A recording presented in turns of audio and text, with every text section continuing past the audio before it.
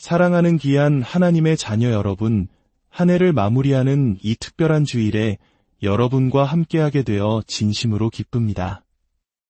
오늘 나누는 말씀을 통해 여러분의 삶에 하나님의 깊은 평안과 은혜가 가득하기를 먼저 기도합니다. 이 귀한 메시지가 더 많은 영혼에게 닿을 수 있도록 잠시 시간을 내어 구독과 좋아요를 눌러주시면 하나님의 나라 확장에 큰 힘이 됩니다. 여러분의 작은 섬김 위에 하나님의 크신 축복이 함께하기를 소망합니다. 여러분은 혹시 기독교라는 단어를 들었을 때 어떤 이미지가 떠오르시나요? 어떤 분들에게는 따뜻함과 사랑, 구원의 이미지일 수 있지만 또 다른 어떤 분들에게는 엄격한 규칙과 비판, 그리고 무거운 짐처럼 느껴질 수도 있습니다. 안타깝게도 오늘날 기독교는 일종의 브랜드 이미지 문제를 겪고 있는 듯합니다. 세상에는 마치 두 가지 버전의 기독교가 존재하는 것처럼 보입니다. 하나는 살아계신 하나님과 뜨겁게 사랑에 빠져 친밀한 관계를 맺는 신앙이고, 다른 하나는 차가운 규칙과 형식에 갇혀버린 종교에 덫입니다. 제가 겪었던 한 가지 이야기를 나누며 오늘 메시지를 시작하고 싶습니다. 몇 년 전 버밍엄으로 사역지를 옮긴 후 고향인 루이지애나에 있는 목회자 컨퍼런스의 강사로 참석한 적이 있습니다. 행사를 마치고 집으로 돌아가기 위해 뉴올리언스 공항에서 비행기에 올랐습니다. 저는 비행기에서 모르는 사람 옆에 앉는 것을 썩 좋아하지 않는 편이라 아내와 함께 세 좌석 중 창가와 중간에 자리를 잡고 복도 쪽 좌석이 비어있기를 속으로 바라고 있었죠. 가방을 슬쩍 옆자리에 두면서 제발 아무도 여기 앉지 마세요라는 무언의 신호를 보냈습니다. 그런데 바로 그때 비행기 입구 쪽에서 유난히 크고 명랑한 웃음소리가 들려왔습니다. 곧이어 한 젊은 여성이 비행기에 올라타더니 마치 무대 위 주인공처럼 외쳤습니다. 여러분, 제가 왔어요. 저는 속으로 기도하기 시작했습니다. 오, 주님, 제발 저 여성만큼은 제 옆자리를 지나치게 하옵소서. 하지만 제 기도가 무색하게도 그녀는 한 줄 한 줄 승객들과 하이파이브를 하며 다가오더니 정확히 제 옆 빈자리에 털썩 앉는 것이었습니다. 그리고는 저를 빤히 쳐다보며 물었습니다. 아저씨는 무슨 일 하세요? 목사로서 이런 질문을 받으면 순간 고민하게 됩니다. 솔직하게 말할 것인가? 아니면 적당히 둘러댈 것인가? 저는 진실을 말하기로 했습니다. 저는 목사입니다. 그러자 그녀는 네, 우리 모두 비행기 승객인데요. 라고 되물었습니다. 저는 웃으며 설명했습니다. 아니요, 교회 목사 말입니다. 그 말을 듣자 그녀의 표정이 싸늘하게 굳어졌습니다. 전 기독교인들 싫어하는데요. 저는 그녀가 어떤 환경에서 신앙을 경험했는지 짐작할 수 있었습니다. 그래서 저도 장난스럽게 맞받아쳤습니다. 사실 저도 그래요. 그래서 제가 직접 교회를 시작했답니다. 그녀는 어리둥절한 표정으로 저를 쳐다봤습니다. 저는 그녀에게 오늘날 기독교가 가진 브랜드 문제에 대해 설명하기 시작했습니다. 아마 당신은 교회에서 늘 얼마나 나쁜 죄인인지, 하나님 마음에 들기 위해 얼마나 많은 것들을 해야 하는지에 대한 설교만 들어왔을 거예요. 그녀는 눈을 동그랗게 뜨고 고개를 격하게 끄덕였습니다. 맞아요. 맞아요. 어떻게 아셨어요? 저는 말했습니다. 성경 어디에도 그런 식의 가르침은 없거든요. 그때 승무원이 음료수 카트를 끌고 왔고 그녀는 술을 한 잔 주문했습니다. 그리고는 제 얼굴에 잔을 들이밀며 도발적으로 물었습니다. 당신네 하나님은 이걸 어떻게 생각하시죠? 저는 차분하게 대답했습니다. 하나님은 지금 당신의 술잔을 보고 계신 게 아니에요. 바로 당신을 보고 계시죠. 만약 하나님께서 당신의 마음을 온전히 얻으신다면 그 술잔에 대한 문제는 나중에 두 분이서 이야기하실 수도 있겠죠. 하지만 지금은 아닙니다.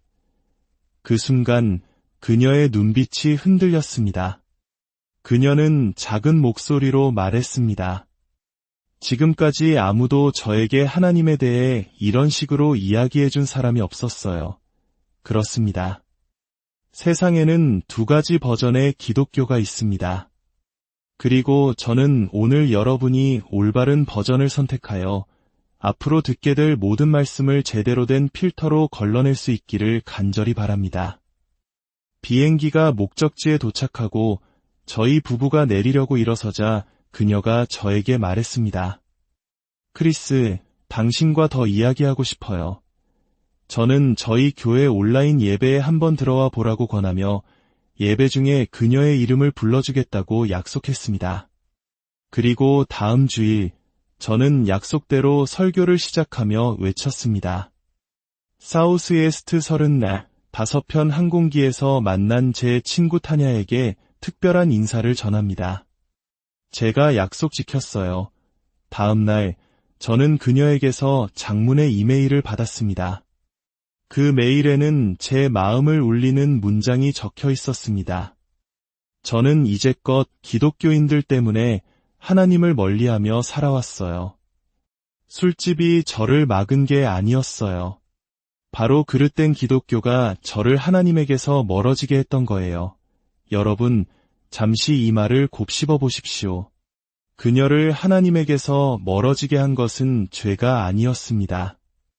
오히려 경건해지려는 그녀의 서툰 시도, 즉 잘못된 종교적 경험이 그녀를 가로막았던 것입니다. 이메일의 마지막은 이렇게 끝맺고 있었습니다. 이제 저는 항복할 준비가 되었습니다. 저는 그날 전화로 타냐가 예수님을 자신의 구주로 영접하는 기도를 도왔습니다. 기독교를 증오하던 한 영혼이 하나님의 가족이 되는 순간이었습니다.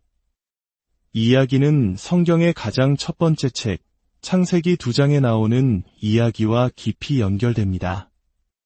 하나님께서는 에덴 동산을 창조하시고 그 중앙에 두 그루의 특별한 나무를 두셨습니다. 하나는 생명나무였고 다른 하나는 선악을 알게 하는 나무였습니다. 여기서 우리가 주목해야 할 점은 두 번째 나무가 단순히 악의 나무나 죄의 나무가 아니었다는 사실입니다. 그 이름은 선과 악을 알게 하는 지식의 나무였습니다. 이것이 의미하는 바는 무엇일까요?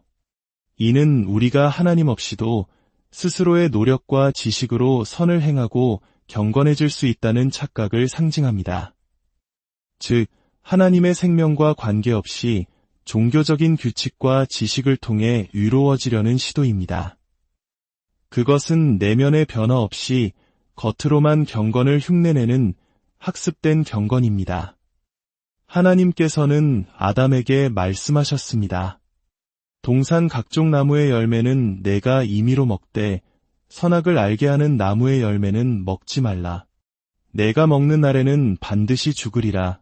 여기서 죽음이란 육체적 죽음만을 의미하지 않습니다. 관계의 죽음, 감정의 죽음, 영적인 죽음을 의미합니다.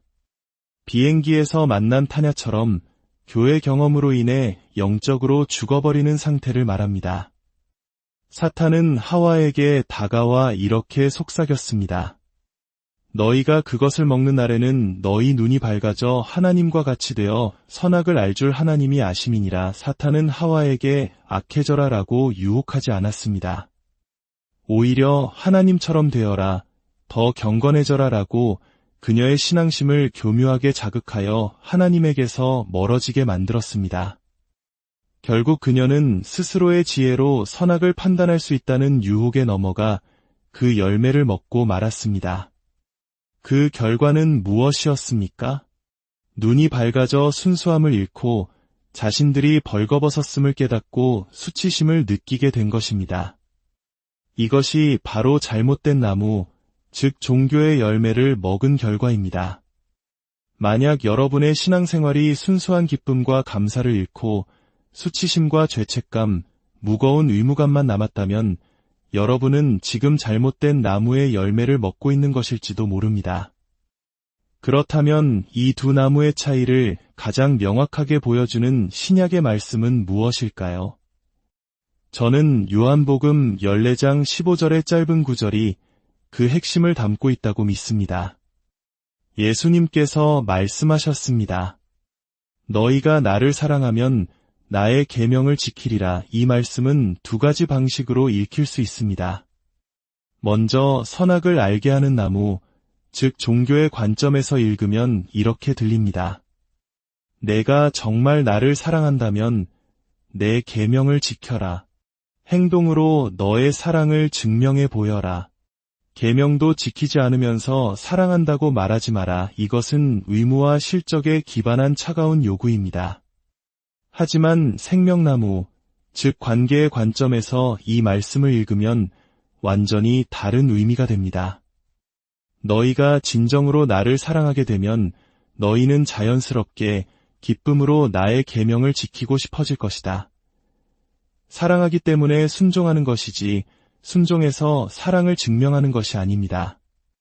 사랑이 먼저입니다. 하나님을 깊이 사랑하게 되면 그분의 말씀은 더 이상 무거운 짐이 아니라 우리 삶의 기쁨과 즐거움이 됩니다. 여러분은 지금 이 쉼표의 어느 편에서 신앙생활을 하고 계십니까? 저 역시 오랫동안 쉼표의 잘못된 편에 서 있었습니다. 저는 독실한 침례교 집안에서 태어난 지 일주일 만에 교회에 나갔습니다. 아버지는 오르간 연주자셨고 어머니는 성가대원이셨습니다. 제 어린 시절의 교회는 엄숙하고 웃음기 없고 규칙으로 가득한 곳이었습니다. 목사님은 매주 지옥에 대해 설교하셨고 저는 7살 때 지옥에 가기 싫다는 두려움 때문에 앞으로 나가 영접 기도를 따라 했습니다. 세례도 받고 교회 회원으로 등록도 했지만 제 삶에는 아무런 변화가 없었습니다. 하나님을 만난 적이 없었기 때문입니다. 저는 그저 종교적인 절차를 밟았을 뿐입니다. 그러던 제가 15살 때 친구를 따라 다른 교회에 가게 되었습니다. 그곳에서 저는 충격적인 광경을 목격했습니다. 사람들이 두 손을 들고 눈물을 흘리고 환하게 웃으며 하나님을 찬양하고 있었습니다. 그들의 모습에서는 하나님을 향한 진실한 사랑과 기쁨이 느껴졌습니다. 저는 그날 설교는 하나도 기억나지 않지만 살아있는 예배의 모습은 제 마음에 깊이 각인되었습니다. 이 사람들은 미친 것 같아. 그런데 나도 저들이 가진 것을 갖고 싶다. 그날 밤 저는 혼란스러운 마음으로 제 방에서 성경을 펼쳤습니다. 그리고 다른 사람의 말이 아닌 예수님께서 직접 하신 말씀, 빨간 글씨로 된 부분만 읽기 시작했습니다. 마태복음 7장에서 저는 충격적인 말씀을 발견했습니다. 나더러 주여 주여 하는 자마다 다 천국에 들어갈 것이 아니요.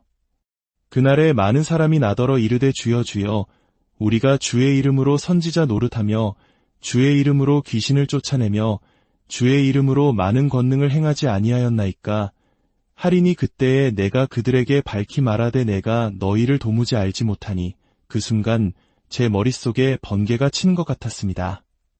하나님은 우리의 종교적인 행위, 즉 선지자 노릇이나 귀신을 쫓아내는 선한 일을 보고 천국에 들여보내시는 것이 아니었습니다. 그분은 내가 너를 안다고 말씀하실 수 있는 관계를 찾고 계셨던 것입니다.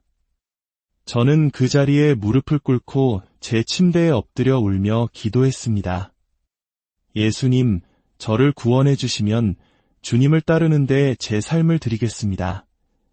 그날 저는 종교인이 된 것이 아니라 비로소 살아계신 하나님과 사랑에 빠졌습니다. 그렇다면 어떻게 우리는 의무가 아닌 사랑으로 하나님을 섬길 수 있을까요? 어떻게 하면 예수님과 진정으로 사랑에 빠질 수 있을까요?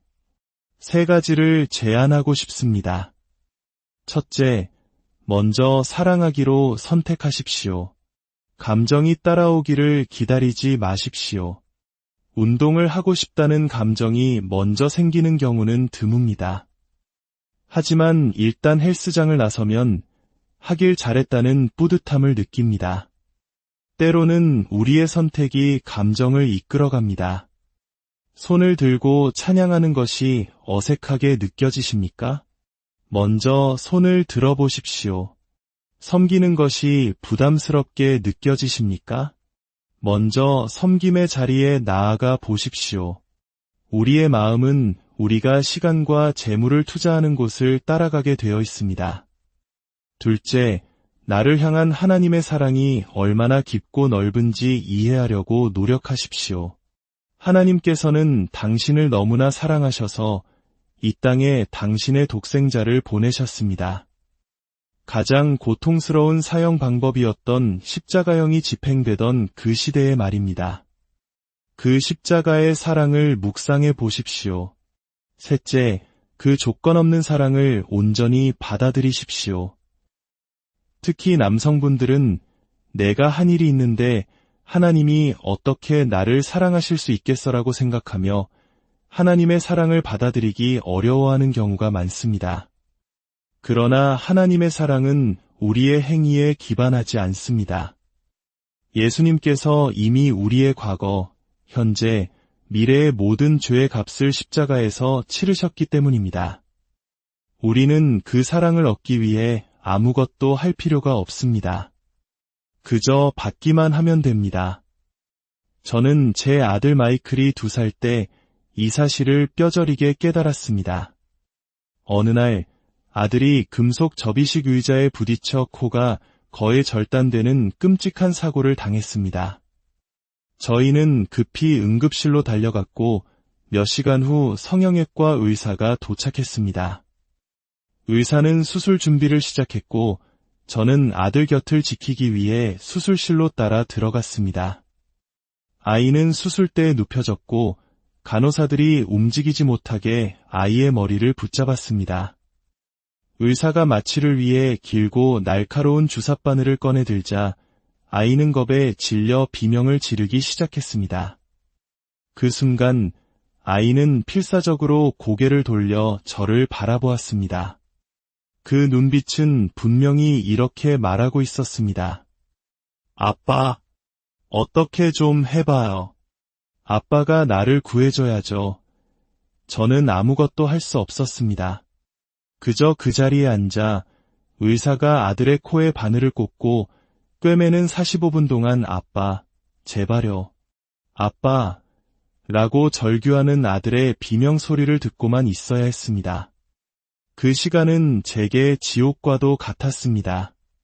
집으로 돌아오는 차 안에서 저는 충격과 슬픔에 잠겨 있었습니다. 그때 성령님께서 제 마음에 조용히 말씀하셨습니다. 내 아들이 십자가 위에서 나의 하나님, 어찌하여 나를 버리셨나이까라고 외쳤을 때 내 마음이 바로 그러했단다. 하나님 아버지는 전능하신 분이셨습니다. 당장이라도 천사들을 보내 아들을 그 십자가에서 내려오게 하실 수 있었습니다. 하지만 하나님은 그렇게 하지 않으셨습니다. 왜일까요? 그 순간 하나님의 눈에는 바로 당신의 얼굴이, 제 얼굴이 보였기 때문입니다. 내 아들이 고통스럽지만 저 영혼을 구원하기 위해서라면 나는 이 고통을 감내하리라 이 사실을 깨달았을 때 제 삶은 완전히 바뀌었습니다. 중요한 것은 내가 하나님을 얼마나 사랑하느냐가 아니라 하나님께서 나를 얼마나 사랑하시느냐는 것이었습니다.